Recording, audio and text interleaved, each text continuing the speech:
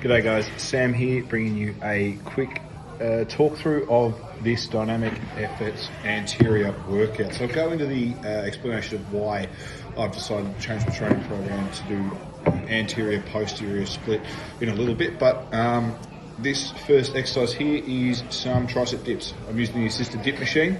I just find that for a warm-up purpose I can get a decent range of motion and I can really target the chest and the triceps here as opposed to getting the front delts involved. I find when I do free dips, I get the front delts a little bit too involved, which I don't really want to do for this particular workout. This workout is a more horizontal focused one, so we're going to be focusing on chest and horizontal pressing movements a little more, with only one direct overhead press movement in today's workout.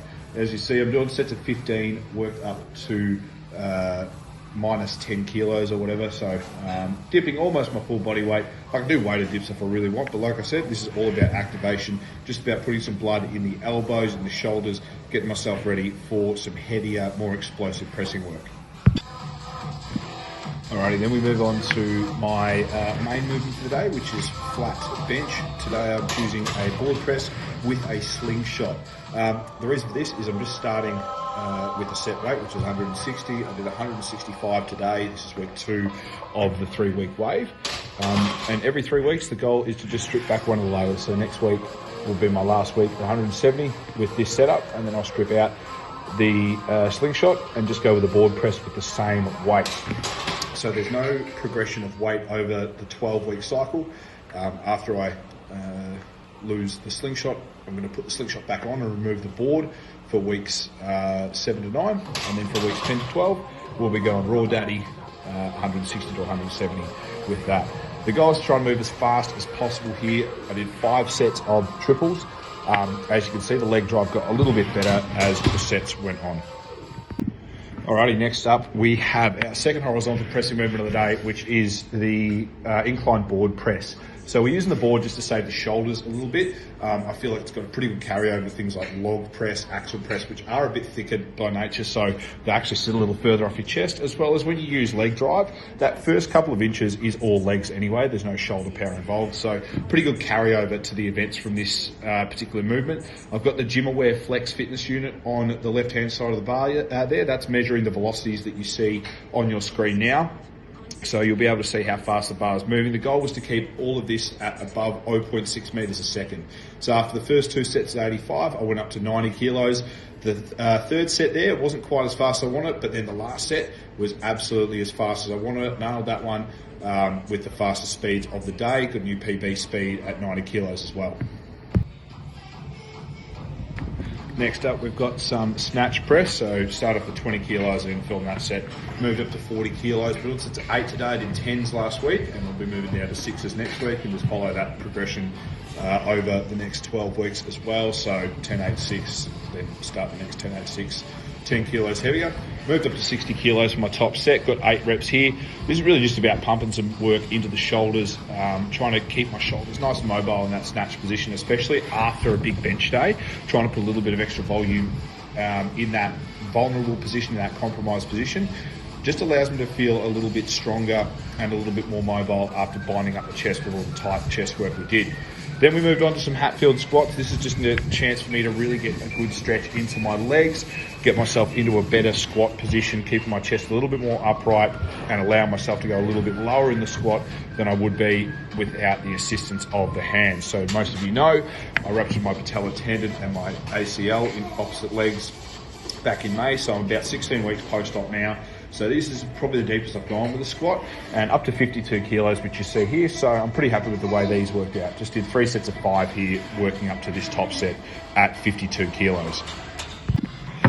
Next up, we moved on to some leg press. Quite enjoy this particular leg press here. It allows me to get a little bit deeper in the range. You can see starting with 1 plate aside. I'm not going to pay too much credence into how heavy it actually is. It says that the sled weighs 50 and that each of the plates are 25. So apparently I'm lifting 103 kilos, but that's definitely not 103 kilo squat, so it doesn't really matter. What matters is last week I worked up to 1 plate aside. Today I did 50 kilos on it, then 75. for my second set. As you can see, it's really comfortable. Strength isn't an issue. My knee feels good all the way throughout, but I'm concentrating every single rep on making sure that the knee's moving correctly, that I'm doing everything I can to stabilize that knee. And then in the final video here, you're gonna see 3 plates, 2 plates at the side, I should say. And again, controlled, very slow, making sure that everything is precise and my knees are doing the right things all throughout the movement. I'm getting a lot deeper than I thought I would be.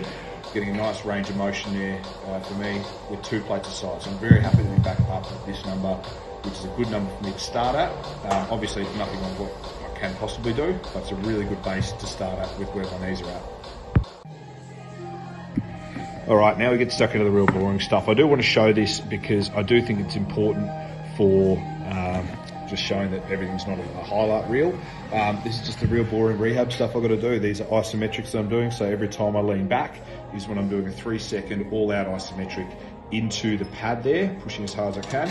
What you see me doing here is adjusting the seat so that I can pull my legs right back and pull them into a stretch, a forced 10-second stretch. Very uncomfortable on my left knee because there's a lot of scar tissue in there that I'm trying to rip apart.